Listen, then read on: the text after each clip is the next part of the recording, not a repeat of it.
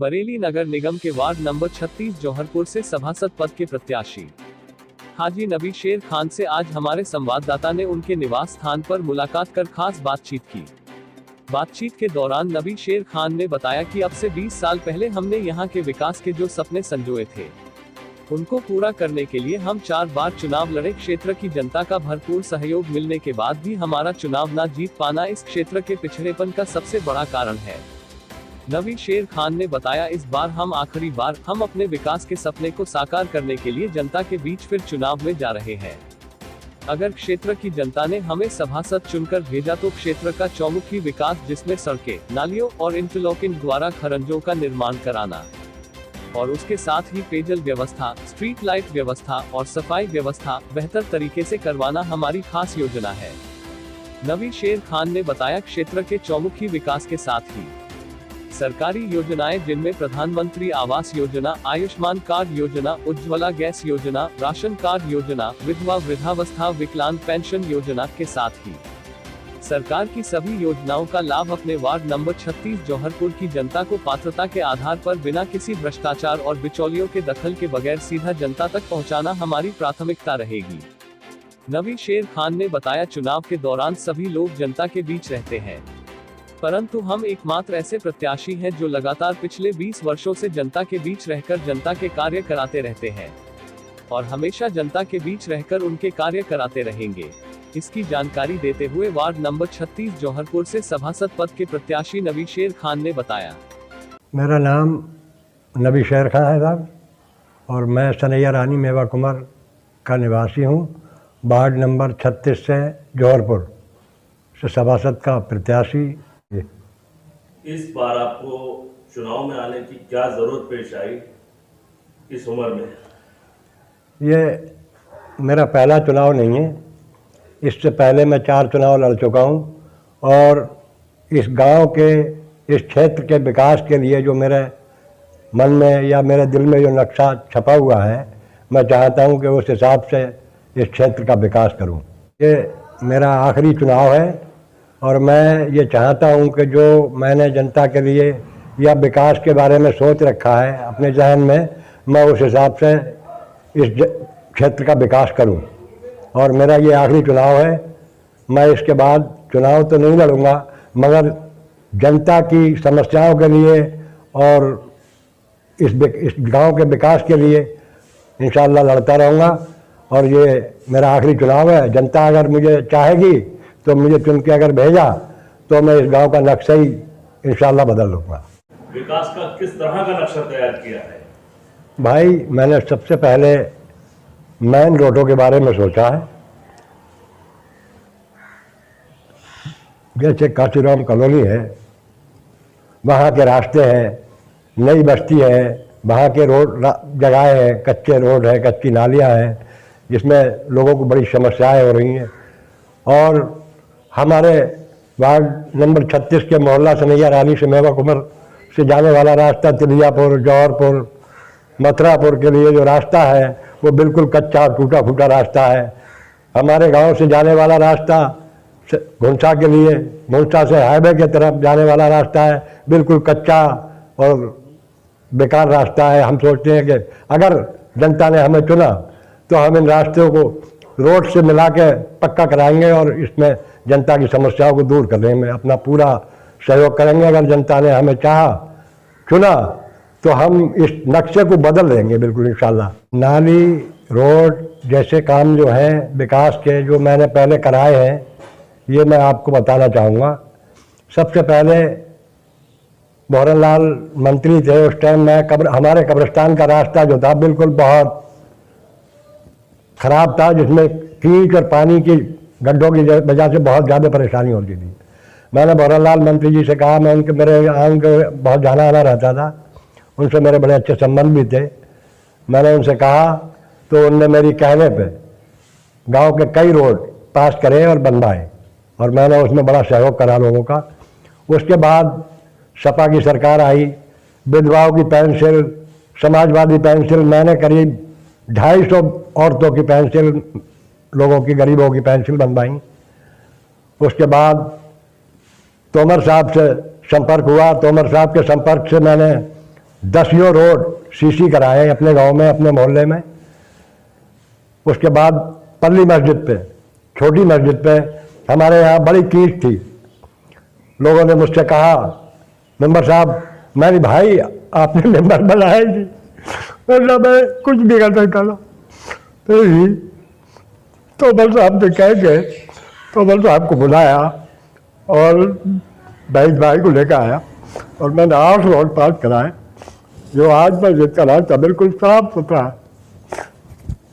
करने के लिए मुझे बहुत कुछ करना था, मगर सपने मेरे पूरे नहीं हो पाए। अल्लाह अगर मुझे कामयाब करेगा तो मैं इंशाअल्लाह आगे गांव का नक्शा ही बदलने का प्रयास करूंगा।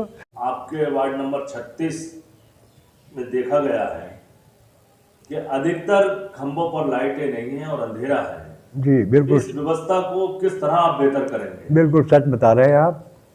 ये यहाँ की जनता और जनप्रतिनिधि के मामले की बात है। मैं कुछ ना होके भी मैंने जनता के लिए काम करा है। और जो आज यहाँ बत्ती की, बिजली की बात कर रहे हैं आप, तो 100 वार्ड में कम से कम 100 खंभे होंगे हमारे क्षेत्र में। इनमें मुश्किल से 10-15 जगह लाइटें लगी हुई हैं, बाकी सारे में अंधेरा है।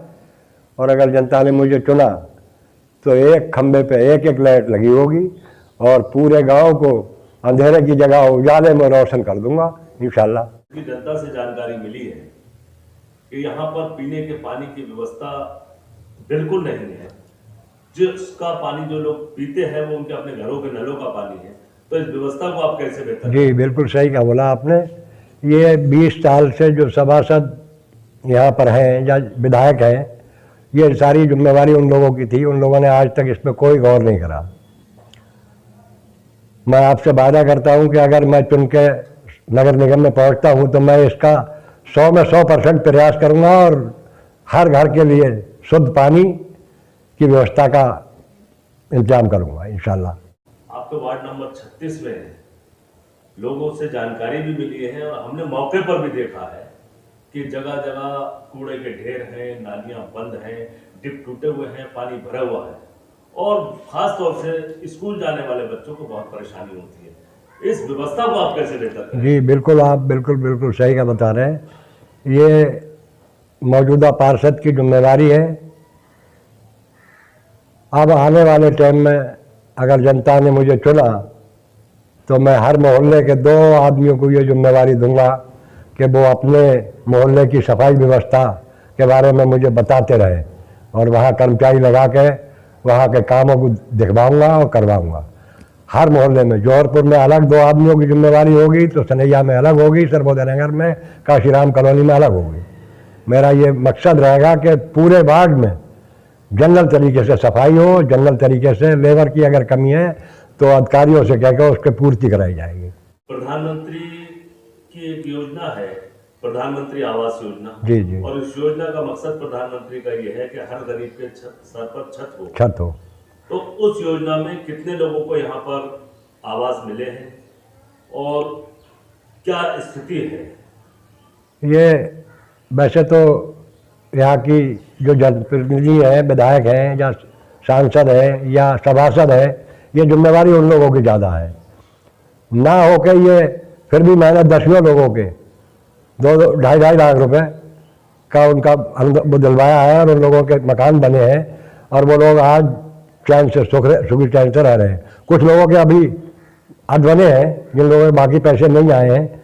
मैं उसमें भी प्रयास कर रहा हूँ कि लोगों के पैसे आएँ और उनके मकान पूरे हो जाएं। अगर जनता ने मुझे चुना तो हर गरीब के लिए छत होगी इंशाल्लाह। मेरा ये प्रयास रहेगा कि कोई भी गरीब बगैर छत के छप्पर की मलैया में या टूटे मकान में ना रहे। आयुष्मान कार्ड योजना, जी, इसमें 5 लाख तक का इलाज फ्री की सुविधा है और दूसरी योजना है इसी के साथ ई श्रम कार्ड योजना। जी। इसमें कितने लोगों को फायदा आपके क्षेत्र में मिल चुका है?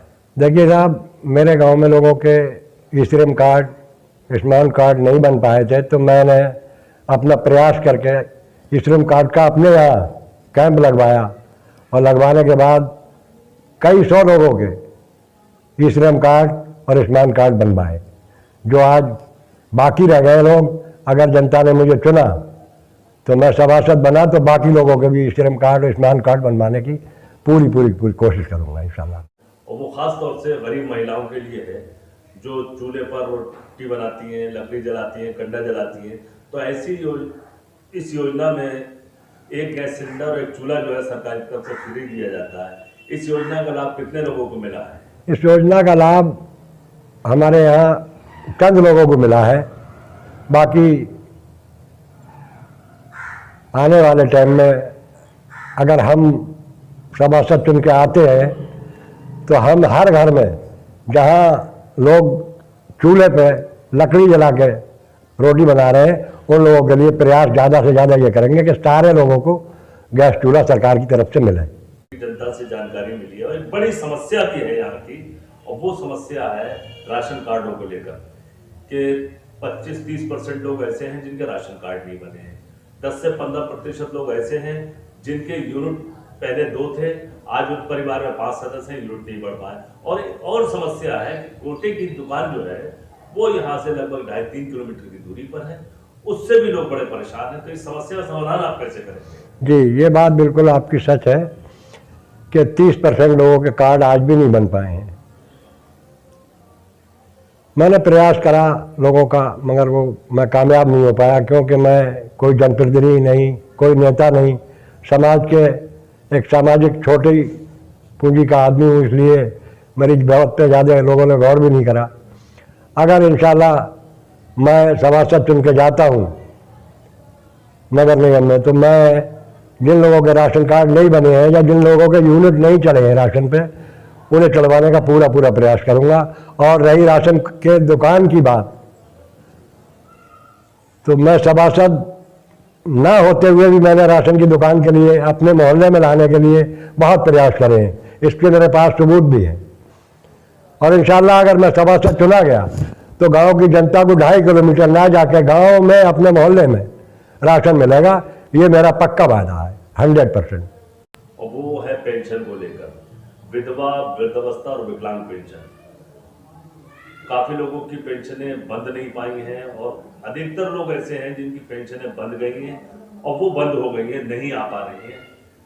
तो इसको कैसे आप बेहतर व्यवस्था को करेंगे ताकि लोगों को पेंशन मिल सके? बिल्कुल सही बात है। इस टाइम 7-8 महिलाएं मेरे पास आई भी थी, उनके कागज़ भी मेरे पास रखे हुए हैं। मैं कल परसों विकास भवन गया था, मैंने उनके कागज़ चेक कराए थे, उनमें कुछ कमियां हैं, उन्हें पूरी करने का मैंने कहा है, वो करूँगा। और जिन लोगों की पेंशनें रह गई हैं बनने के लिए, आने वाले टाइम में अगर मैं सभासद बना तो उनकी पेंशनें भी बनवाऊँगा इंशाल्लाह। रही विधवा पेंशन की बात, तो विधवा पेंशन का जो मामला है वो थोड़ा रुक गया है, वो अभी नहीं पैसा भेज रहे हैं। बहरहाल पेंशनें जो रह गई हैं वो इंशाल्लाह मैं लोगों की बनवाऊँगा। मैंने बहुत सारे लोगों की पेंशनें बनवाई हैं, विधवा, वृद्धा, विकलांग, ये सारा सबूत आप गांव में पेश देख सकते हैं मोहल्ले में। जिन लोगों से भी मालूम करोगे तो वो बता देंगे। मैं जनता से ये अपील करना चाहूँगा कि मैं 4 चुनाव लड़ा हूँ, जनता ने मुझे प्यार भरपूर दिया है, मुझे इसका दुख नहीं है कि मैं चुनाव हार गया, मगर ये मेरा आखिरी चुनाव है और मेरा जनता से ये वादा है कि अगर मैं चुनाव जीत के जाता हूँ तो जनता के हर काम जो मैंने बताए हैं इंशाल्लाह पूरे करके रहूँगा।